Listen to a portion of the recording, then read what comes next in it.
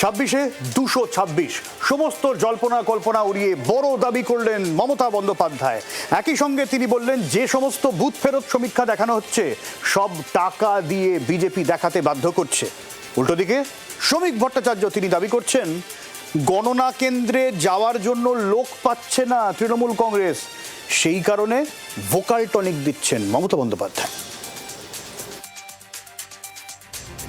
কম বেশি সব বুথ ফেরত সমীক্ষাতেই হাড্ডাহাড্ডি লড়াইয়ের ইঙ্গিত, তবে কয়েকটি ক্ষেত্রে বিজেপিকে এগিয়ে রাখা হয়েছে।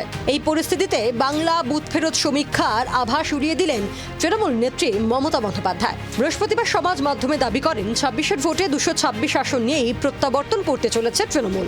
একই সঙ্গে বিজেপির বিরুদ্ধে টাকা দিয়ে বুথ ফেরত সমীক্ষা করানোর অভিযোগ করেন। কর্মী সমর্থকদের উদ্দেশ্যে বলেন, শেষ মুহূর্ত অবধি আগলে রাখতে হবে ভোট কেন্দ্র। আমরা 200-300 পেয়ে যেতে পারি, 226 ক্রস করবো 2026-এ। মানুষ যে বিপুলভাবে ভোট দিয়েছে, আমার তাদের প্রতি পুরো ভরসা, বিশ্বাস, আস্থা আছে। যারা বাংলার মানুষকে জব্দ করতে চেয়েছিলেন, জব্দ তারা কিন্তু ভোট বাক্সে হয়ে গেছে। আমি আপনাদের নিশ্চিন্ত করে বলতে চাই, যেটা টিভিতে দেখাচ্ছে এটা বিজেপি অফিস থেকে কালকে বেলা 1:08 সার্কুলেট করেছে এবং টাকা দিয়ে বলেছে যাতে এটা দেখানো হয়। কাউন্টিং এ সবাই সমানভাবে আজ থেকে পাহারা দেয়। দরকার হলে আমিও আমার এলাকায় পাহারা দিতে নামবো এবং আমি সব 294টা কেন্দ্রে নিজেরা ক্যান্ডিডেটরা পাহারা দিন। দিনের বেলায় কর্মীদের রাখুন, রাতের বেলায় নিজেরা থাকুন, পাহারা দিন। আমি যদি পাহারা দিতে পারি, আপনারাও পাহারা দিতে পারেন।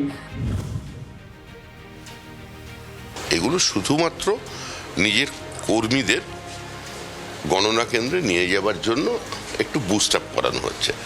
ঠিকঠাক খবর নিয়ে দেখুন, মকপল থেকে শুরু করে নির্বাচন পর্যন্ত বহু বিধানসভা এরকম পাবেন যেখানে অনেক বুথে তৃণমূল কংগ্রেসের এজেন্ট ছিল না।